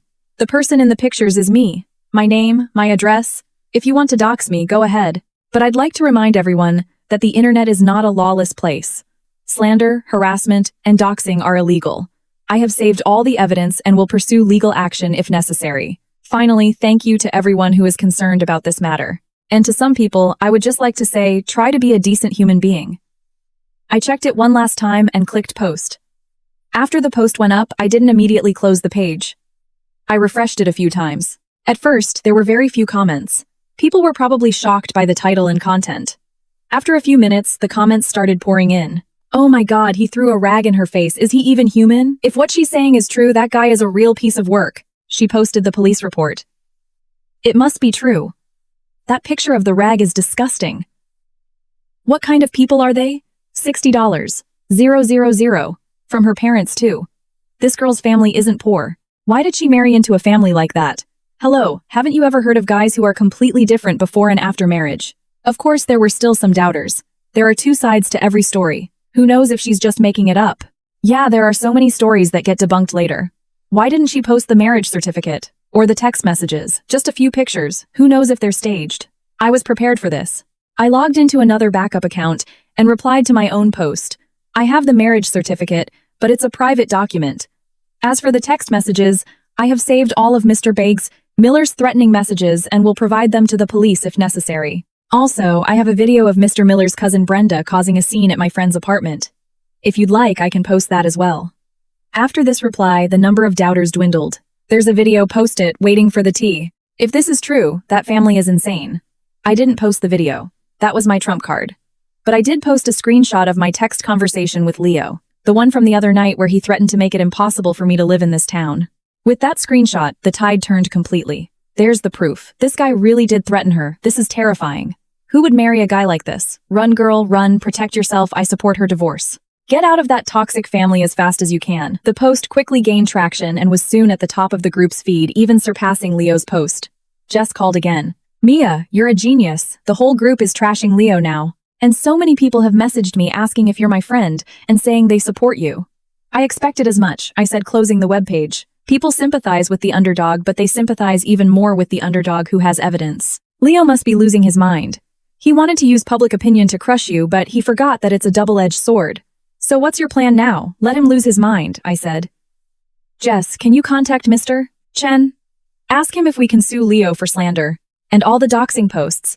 Save them all. We'll sue them too." "No problem. I'll contact him right away. Also, can you find me a good PR firm? I want to amplify the impact of this."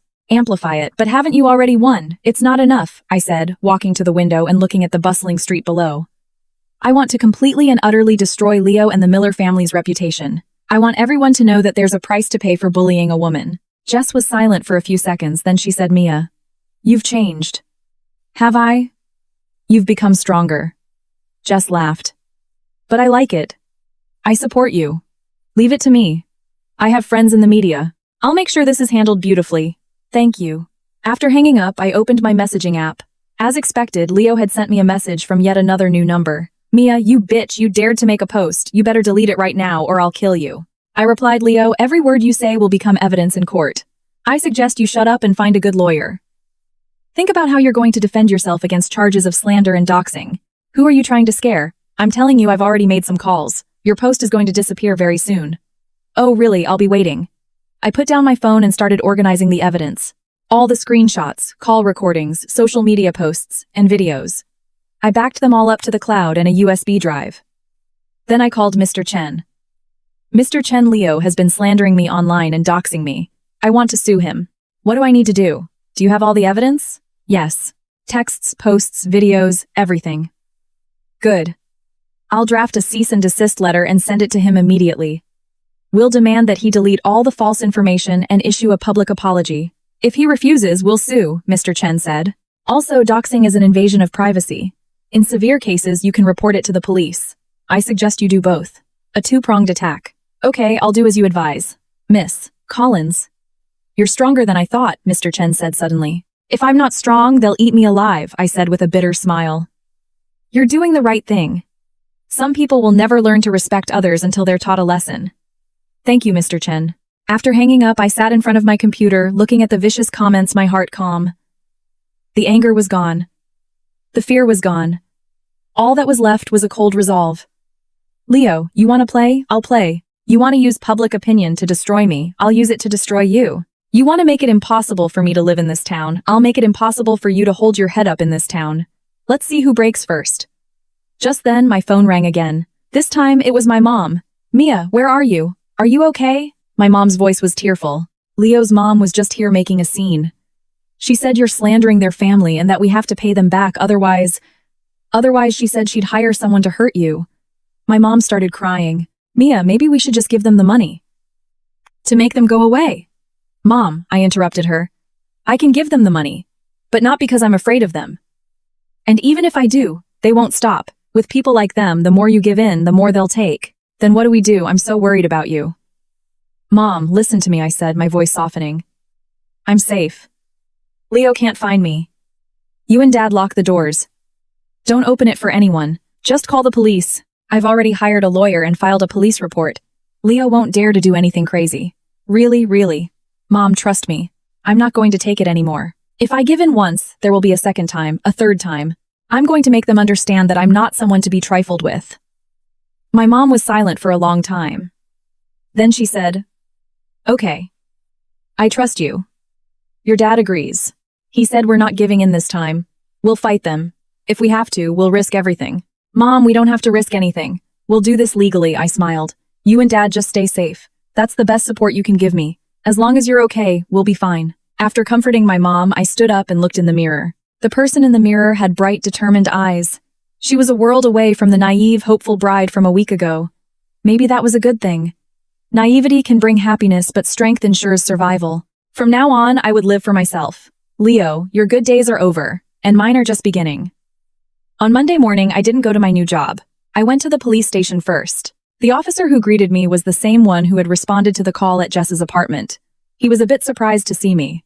Miss Collins, we meet again. Officer, I'm here to file a report, I said, placing the documents I had prepared on the table. Leo Miller, my husband, has been spreading false information online, slandering me as a gold digger. He has also incited others to dox me, and it has severely affected my life and reputation. The officer looked through the documents, his expression serious. Is this evidence complete? Yes.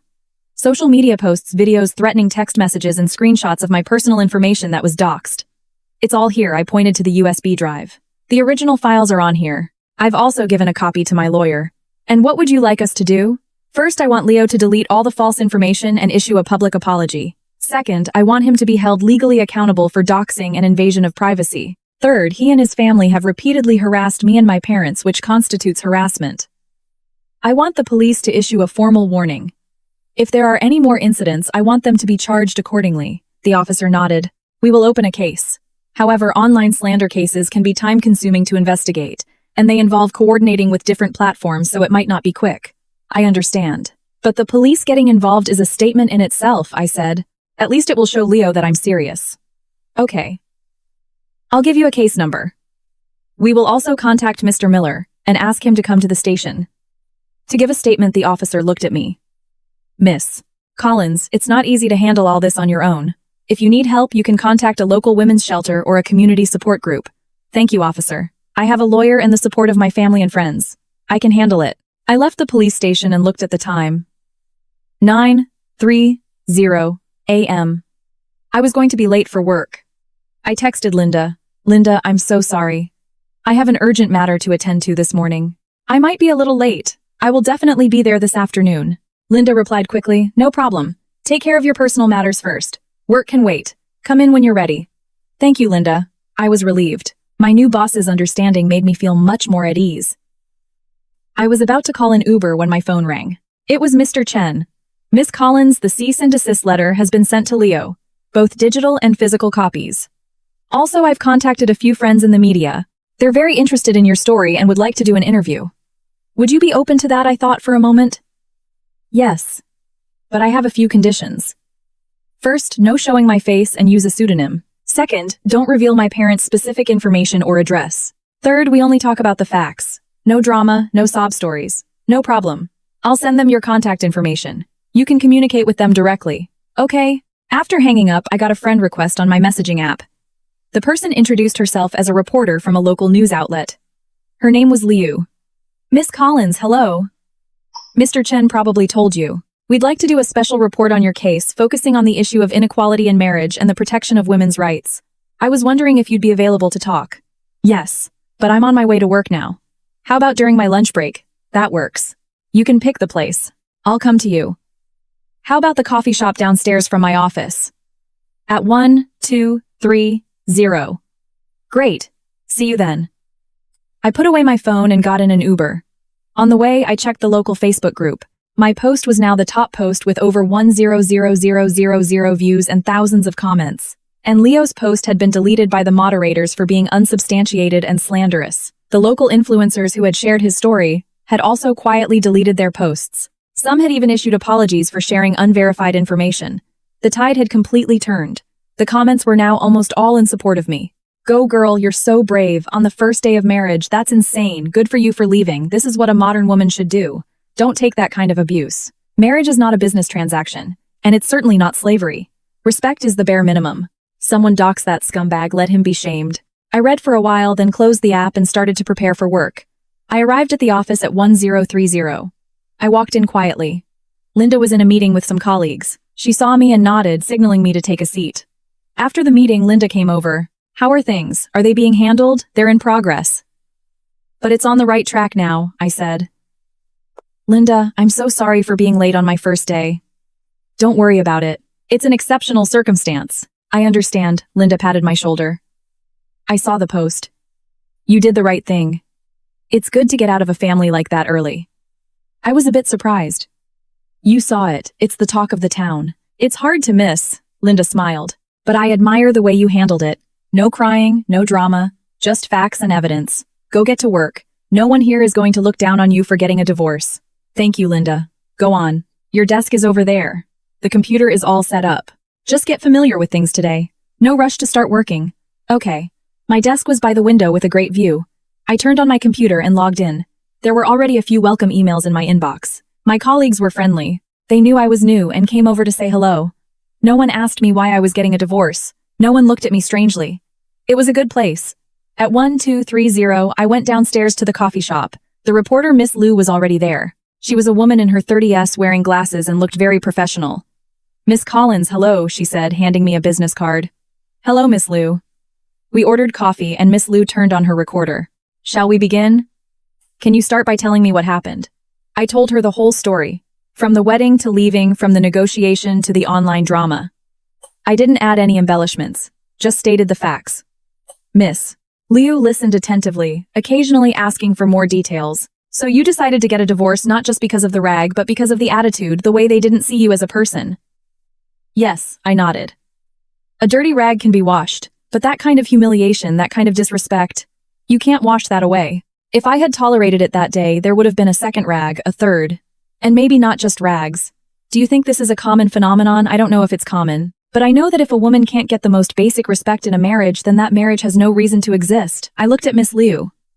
Marriage should be about two people supporting and respecting each other, not one person lording over the other, treating them like a free maid.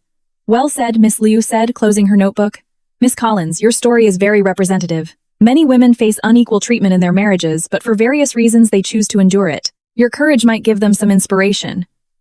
I wouldn't say inspiration. I just did what I had to do.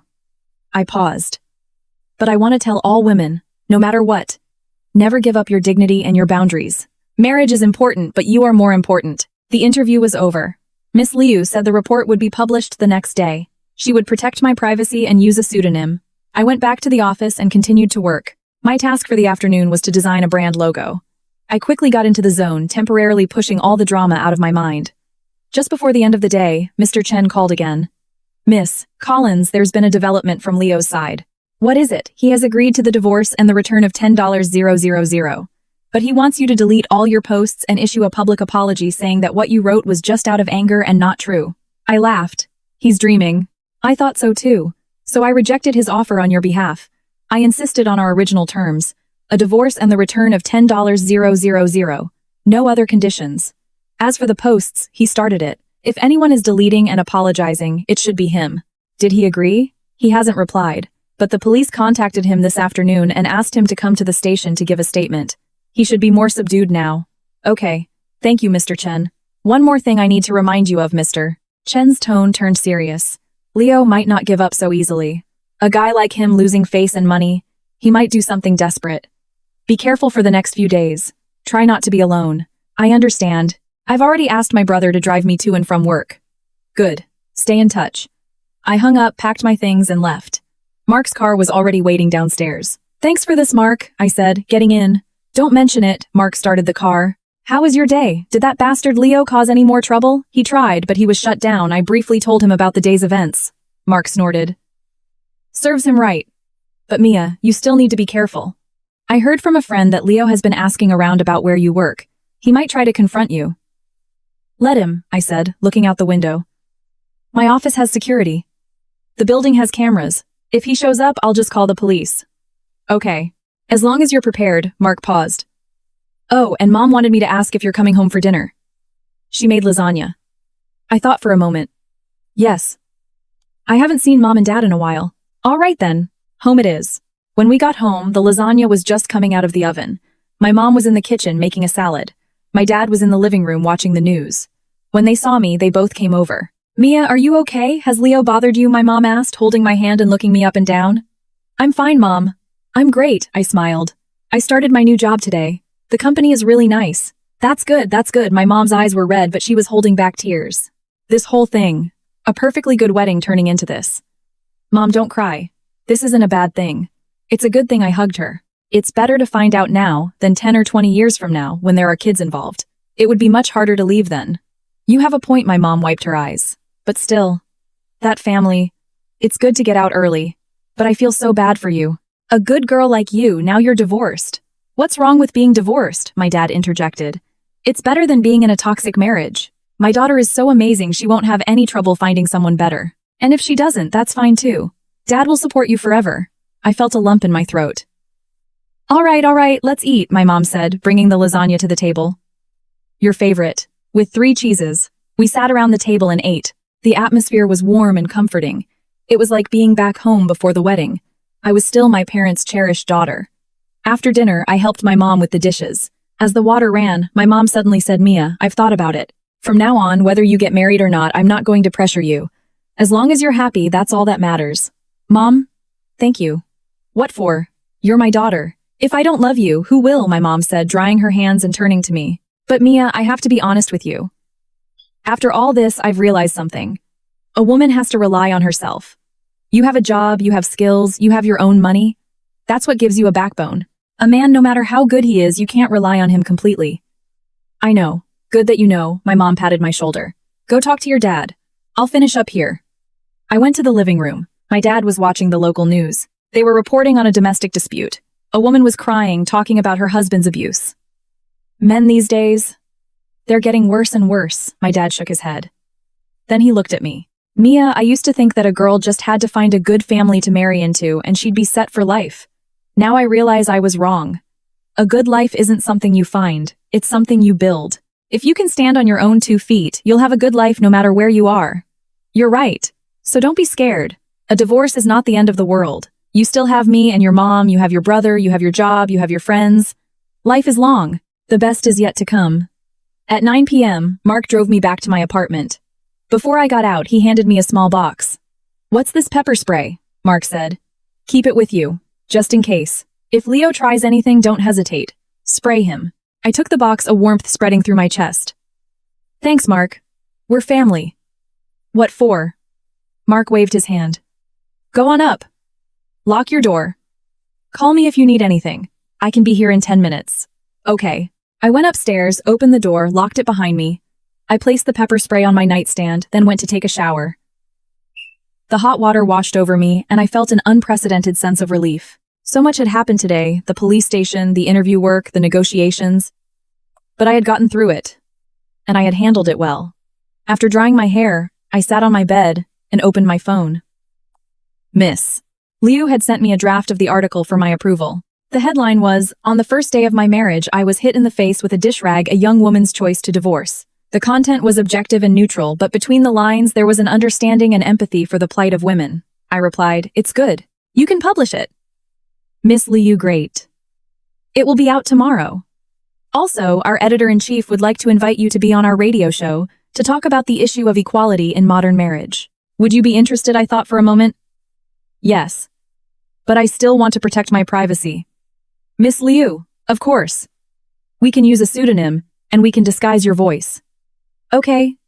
You can set the time. Just let me know in advance. Great, thank you, Miss Collins. I put down my phone, turned off the light, and lay in the dark. My eyes were open, but I wasn't sleepy. Tomorrow the report would be published. The radio interview would be scheduled. Leo would see it. The Millers would see it. The whole town would see it. What would their reaction be? Anger, shame, or would they continue to deny everything I didn't know and I didn't care? All I knew was that I was on the right path. A path that was difficult but that led to the light. The moonlight streamed through the curtains, gentle but firm. Just like my mood. Gentle with myself, firm in my path forward. Leo, the Millers, you just watch. Watch me climb out of this mud pit. Watch me wash away the filth. Watch me live a better life than all of you combined. This show isn't over, and I will be the one who wins in the end. On Tuesday morning, the local news site's top story was, "On the first day of my marriage, I was hit in the face with a dish rag, a young woman's choice to divorce." The article was out. I clicked on it and quickly scanned it. The reporter had been very restrained, simply recounting my experience and quoting a lawyer and a representative from a women's rights organization discussing the issues of equality and respect in marriage. The comments section had already exploded. This made me cry. That poor woman. A man like that shouldn't be allowed to get married and ruin someone's life. I support her divorce. A modern woman shouldn't have to endure this kind of treatment. Marriage is not a transaction, and it's certainly not slavery. Respect is the bare minimum. Someone docks that scumbag, let him be publicly shamed. Of course there were a few dissenting voices, but they were quickly drowned out by the wave of support. I read for a while, then closed the page and started working. At 10 a.m., Linda called me into her office. "Mia, I saw the news," she said, showing me her phone.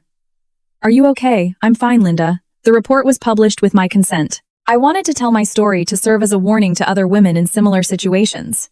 "I understand," Linda nodded. "But you need to be prepared. This might affect your life and work in the future. Even though you're the victim, people can be cruel." "I know. But I've thought it through. It's better to face it head-on than to hide. I didn't do anything wrong. I have nothing to be ashamed of." "Good. I'm glad you have that attitude," Linda smiled.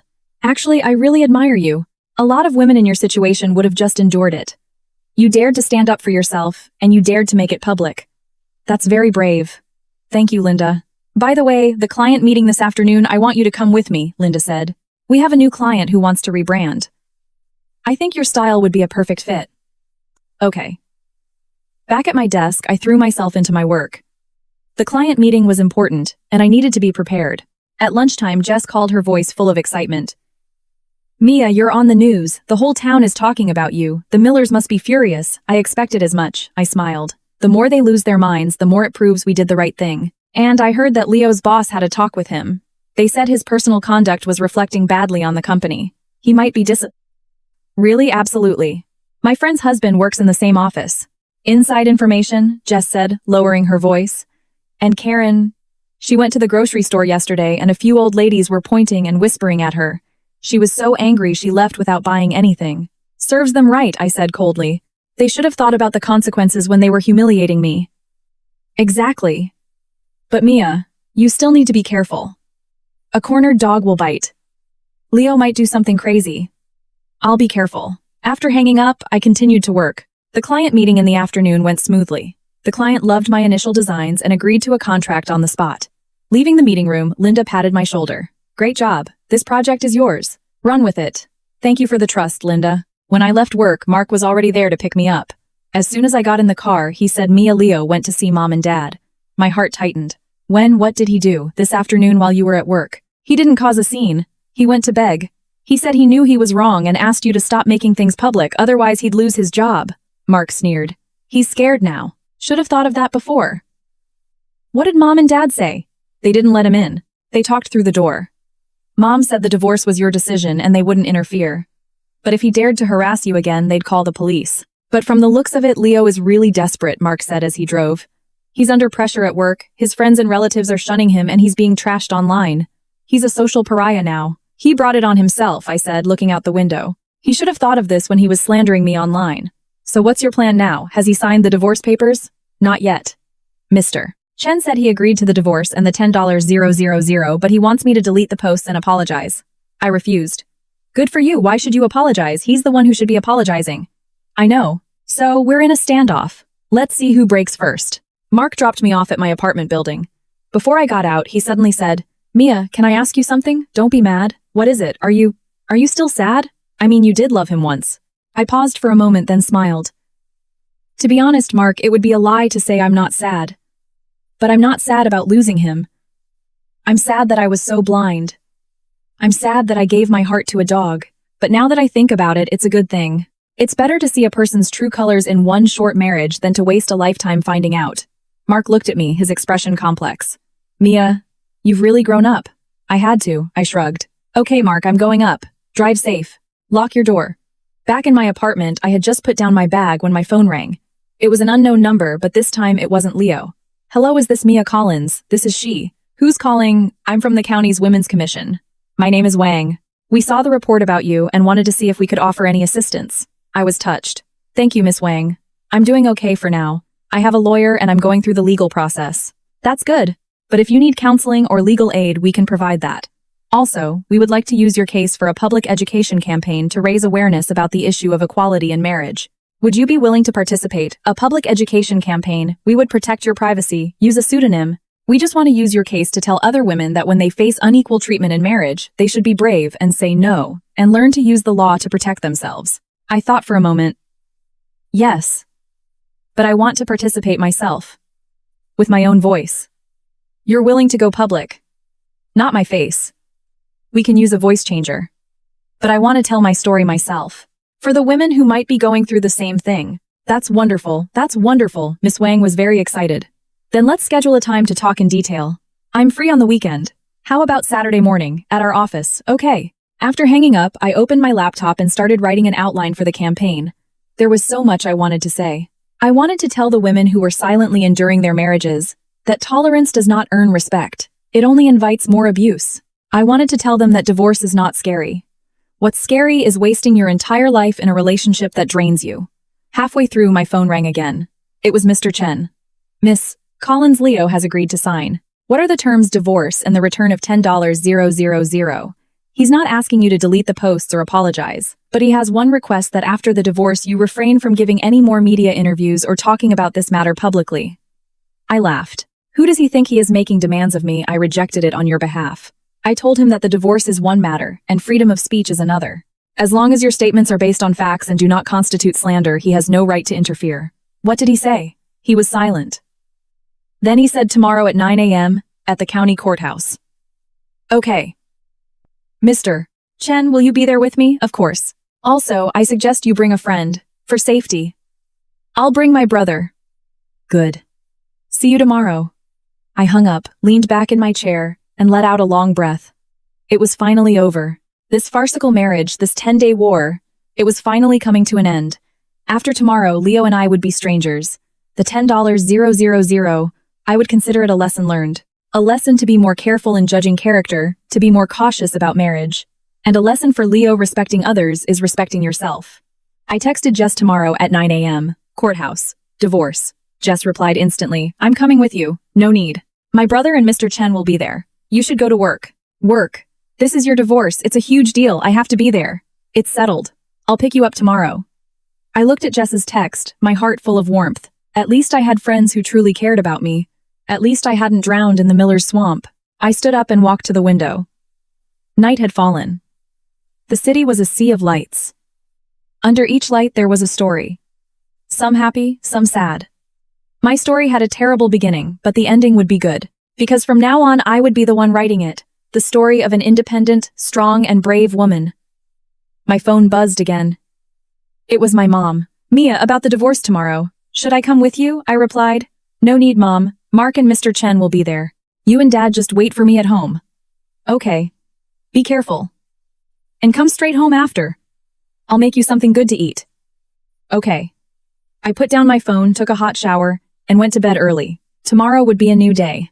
A day to completely say goodbye to the past, and to truly begin a new life. And I was ready. The next morning at 8:30 mark Mr. Chen, a very insistent Jess and I arrived at the courthouse. Leo was already there, standing by the entrance, smoking a cigarette. He looked haggard with dark circles under his eyes. When he saw us, he stubbed out his cigarette and looked at me with a complex expression. Let's go in, Mr. Chen said. We walked into the divorce records office. It wasn't crowded. There was only one couple ahead of us, both of them calm as if they were just running an errand. When it was our turn, the clerk looked at our documents. Is this a mutual voluntary divorce? Yes, I nodded. Yes, Leo's voice was low. Have you signed the property settlement agreement? Yes, Mr. Chen handed her the agreement. The clerk looked at it carefully. Return of $10,000, no other disputes. Does the husband confirm? Leo gritted his teeth. I confirm. Okay. Please sign here. The clerk handed us a few forms. I picked up the pen and signed my name on the divorce decree. My hand was steady. Leo signed his name too, but his signature was sloppy. Do you have your marriage certificate? I handed her mine. Leo handed her his. The clerk took them, typed something into her computer, and then handed us 2 new maroon-colored booklets. The divorce certificates. I took mine and opened it. The photo had been taken on the spot. My expression was calm. Leo looked miserable. As of today, you are no longer husband and wife, the clerk said in a monotone. I wish you both well in your separate lives. Thank you. I took the certificate and turned to leave. Leo suddenly called out. I turned back. His lips moved as if he wanted to say something, but in the end, all he could manage was, when will you transfer the money? Right now, I said, taking a preloaded debit card from my purse. Sure, Meiyuan, Ling. The pin is 6 zeros. Take the card. We're even. Leo took the card, his knuckles white as he clenched it in his hand. Anything else? I asked. Are you satisfied? Now. Leo's voice was hoarse. You've ruined my reputation. I might even lose my job. Are you satisfied now? I looked at him and suddenly felt a pang of pity. Leo, I'm not the one who ruined you. You ruined yourself, I said calmly. If you hadn't thrown that rag at me on the first day of our marriage, if you had treated me like a wife instead of a maid, if you had tried to talk to me respectfully after I left, instead of threatening and slandering me, I wouldn't be here today. Leo tried to argue but couldn't find the words. Think about it. In the future, try to treat people with a little more respect. Not every woman is as good-natured as I am. I turned and walked away. Mark and Jess followed me. Mr. Chen stayed behind to handle the final paperwork. Walking out of the courthouse, the sun was blinding. I looked up at the sky and took a deep breath. Free. Completely free. Mia, are you okay? Jess asked cautiously. I'm great. Never been better, I smiled, a genuine heartfelt smile. Come on, it's my treat. Let's celebrate my new life. We absolutely have to celebrate, Mark said, slapping his thigh. What do you want to eat? It's on me. No, it's on me today, I said, taking out my phone. Let's invite Mr. Chen and Mom and Dad. Let's all have a nice meal together. Okay. I'll call Mr. Chen. He said he's almost done. I called my parents and told them to meet us at the restaurant. Half an hour later, we were all gathered in a private room at a restaurant. As soon as my mom saw me, her eyes turned red, but she held back her tears. My dad patted my shoulder. It's good that it's over. It's good. Mr. Chen arrived. I paid him his fee and added a generous tip.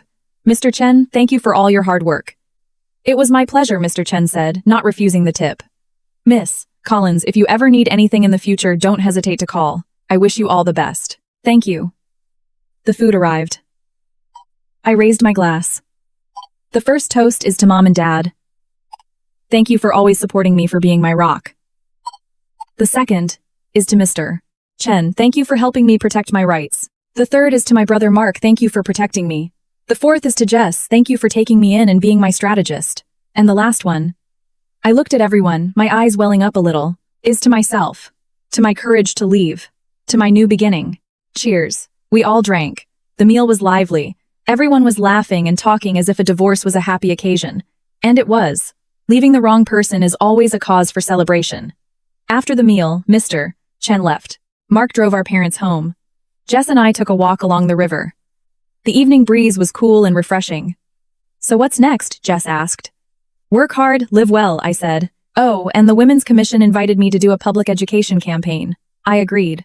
"I'm going this weekend." "That's great. You're a celebrity now. People will listen to you." "I'm not a celebrity.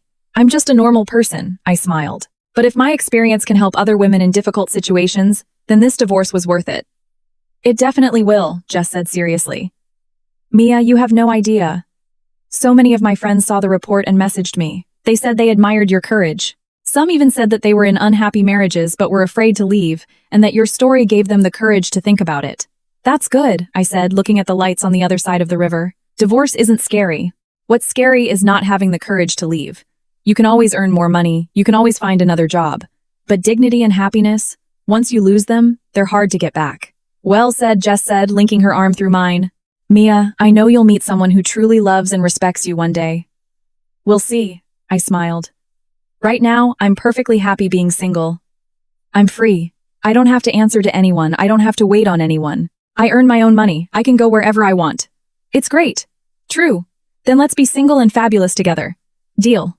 We laughed. After a while, Jess suddenly said, "By the way, what about Leo? Are you just going to let it go? What else is there to do?" I asked. "We're divorced. The money has been returned. We're even. As long as he doesn't bother me again, I don't want to waste any more energy on him. I heard his company disciplined him. They moved him to a dead-end position. And his parents are so ashamed they can't even face their relatives. They haven't left their house in days. That's their problem." "It has nothing to do with me," I said, stopping to look at the water. "From now on, Leo and the Miller family are just footnotes in my life story. They're not worth another thought." "I'm glad you feel that way."